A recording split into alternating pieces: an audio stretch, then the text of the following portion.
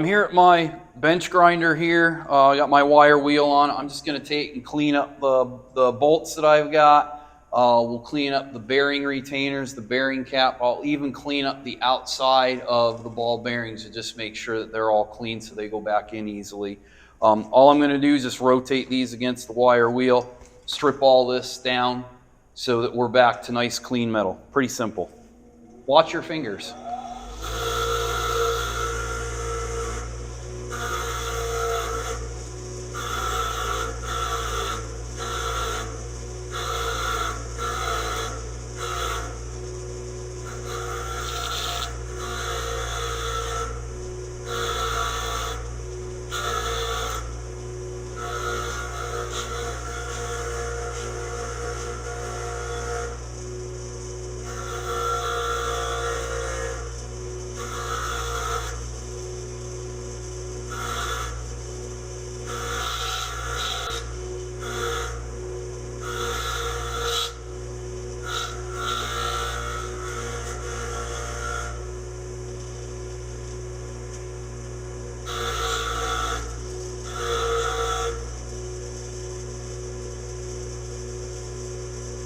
As you can see, they come out pretty clean. Let's do the rest of them.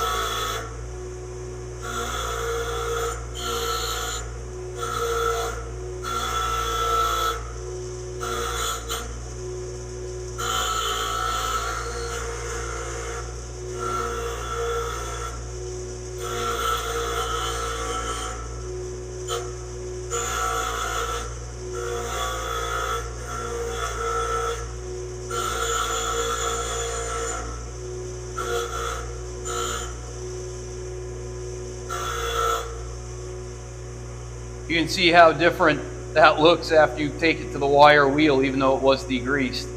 Gets a lot of that just scum that just clings to that metal off.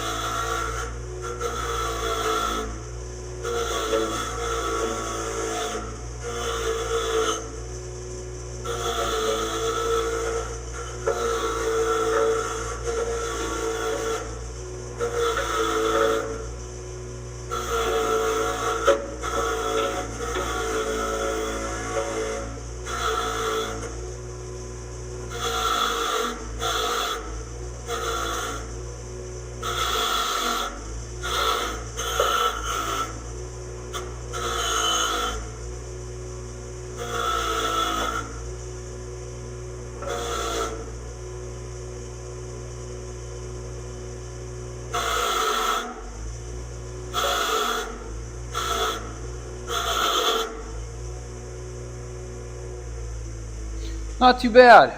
Got the majority of it off. I'll still take this grease fitting out.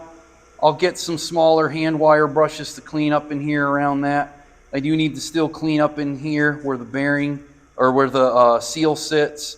We'll knock the seal out. We'll clean that up again one more time. But you can see I got all the real heavy stuff off at this point. We'll take some little wire brushes that I have, round ones. We'll put them in the holes, clean those all out. We'll just make sure that it's all clean and ready to go before we get it even over to the sink.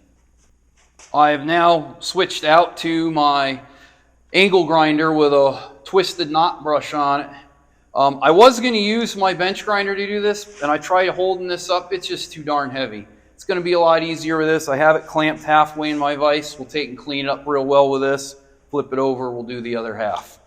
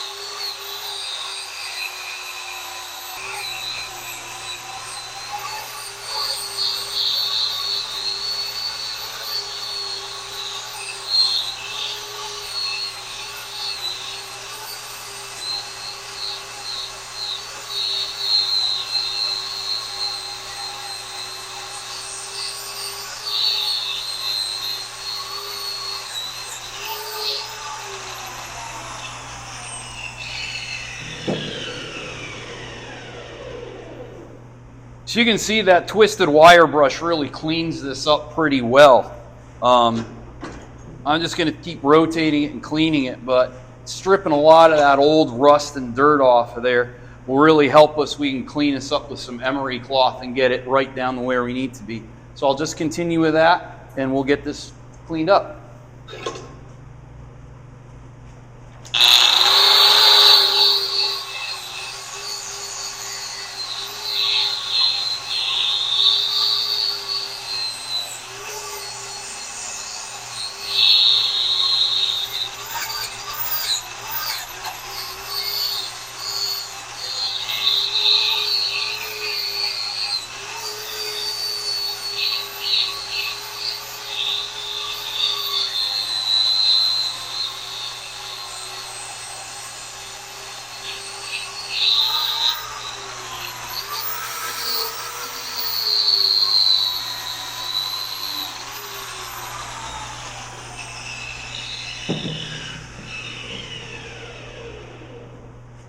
So I've got this pretty well cleaned up now. The heavy stuff is off of it. I still need to take and clean these slots real well. I'll probably just use a handheld wire brush to do that. Maybe I'll break out my Dremel tool with my little wire wheels on that. Just get these slots nice and clean.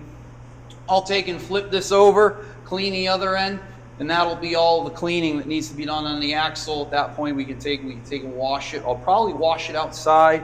Might fit in my sink. We'll give it a try. But for right now, we've got all of the junk cleaned off this end of it. We'll flip it over and do the other half.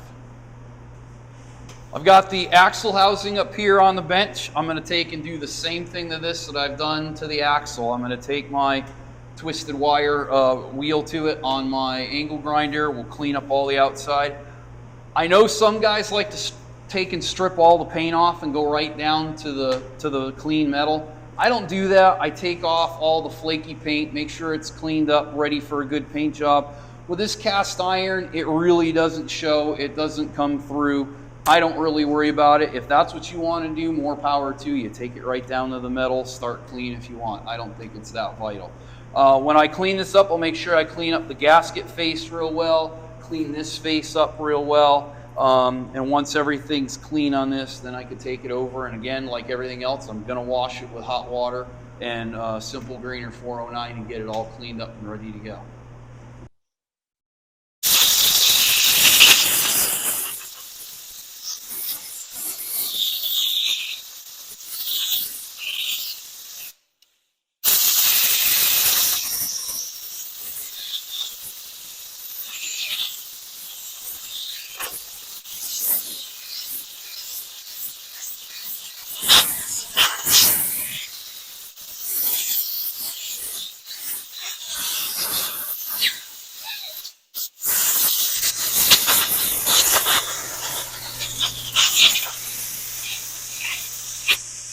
That's it. So we took a break here from cleaning parts and waiting on parts, rebuilding our 1953 Super H.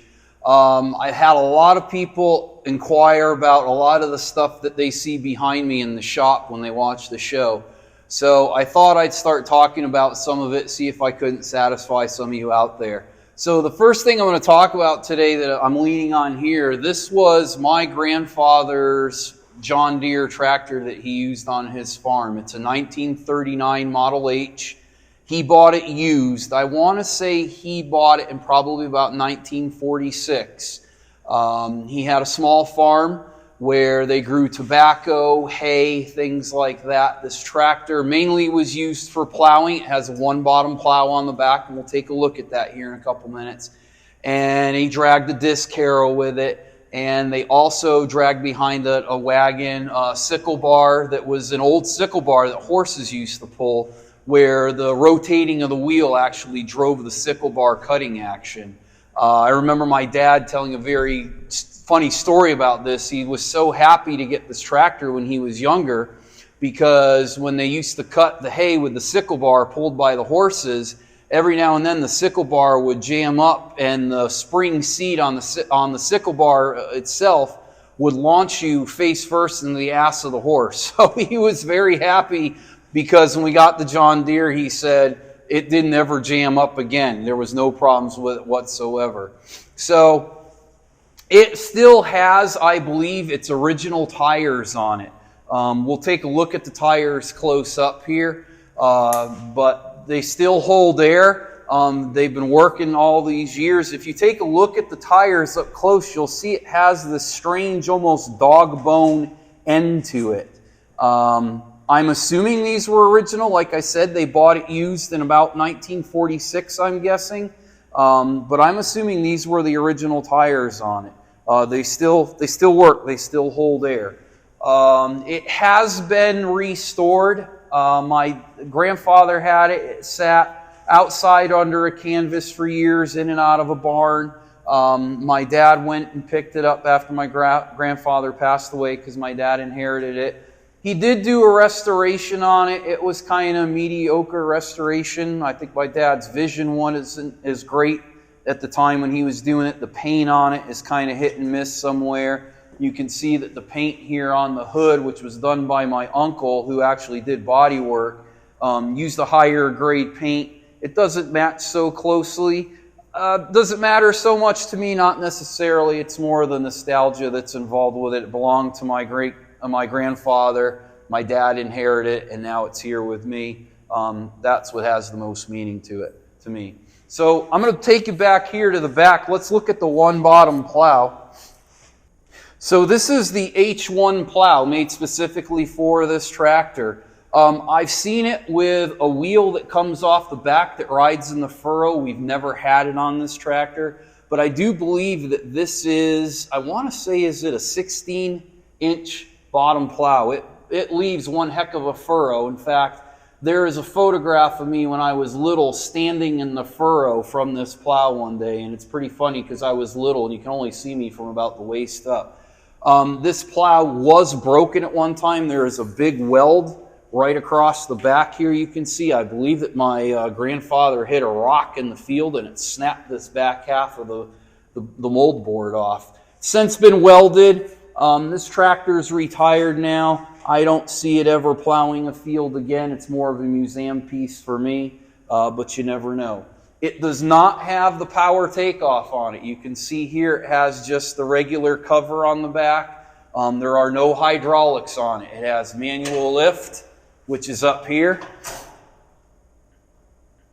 Never had any of that. Has no lights on it. It was the basic tractor for 1939. It was heaven sent at that time because it meant you didn't have to mess around with horses anymore. So it's about as simple as it gets. It's still hand start. But as far as that, everything else on it is original. Everything is here. Like I said, it has been restored. It just means the world to me to have it here with me, seeing it belonged to my grandfather and after that to my dad. If you notice on the front of this tractor, there are two little things here. This is for the curtain that's in the front for the radiator. What's ironic is normally the controls for that are up in the front of the dash. This actually has a canvas curtain that rolls up and down. I believe this to be original to this tractor. I've never seen another one that had it like that, but it has been like that since I have known this tractor. Wonder if maybe you guys might have some information out there, you die-hard John Deere guys. So I thought maybe we might want to take and crank it up. So let's take and get it going. I'm just going to take and turn my gas on. I know with this tractor, it's very temperamental with how much gas you give it when you start it. I don't know if there's others like this, but you basically just have to crack the throttle on it. We'll choke it full. Let me bring it up to compression.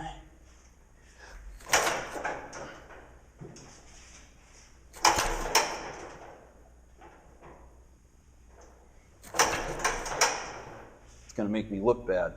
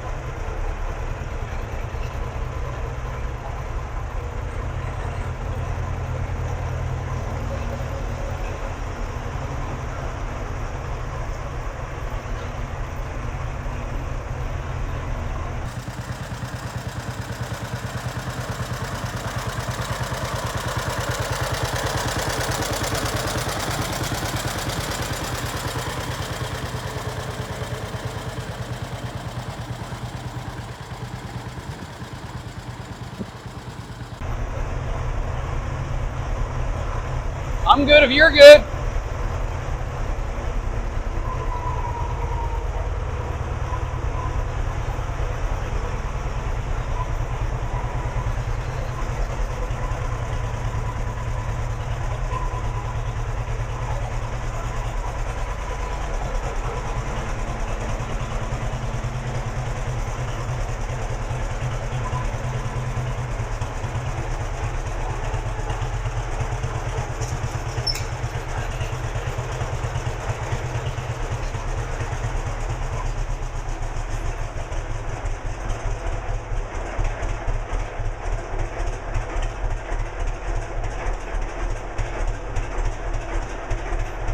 fun, isn't it?